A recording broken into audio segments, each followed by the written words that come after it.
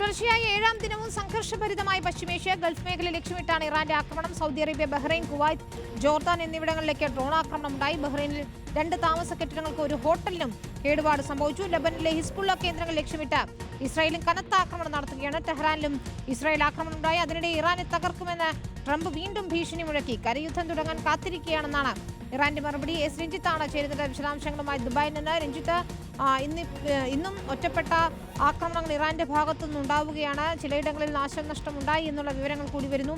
എന്താണ് ഇപ്പോൾ യുദ്ധത്തിലെ നിലവിലെ സാഹചര്യം?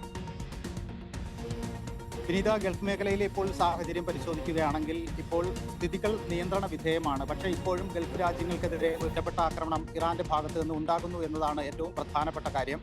ഇന്ന് ഏറ്റവും പ്രധാനപ്പെട്ട ഒരു ആക്രമണം ഉണ്ടായത് ബഹ്റിനിലായിരുന്നു.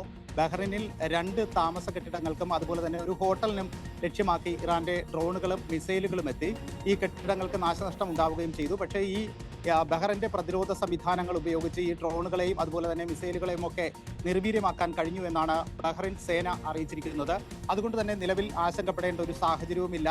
ജനങ്ങൾ സുരക്ഷിതരാണ് എന്ന് ഭരണകൂടം ആവർത്തിച്ച് പറയുകയും ചെയ്യുന്നു. മറ്റൊരു ആക്രമണം ഉണ്ടായത് ഖത്തറിലാണ്.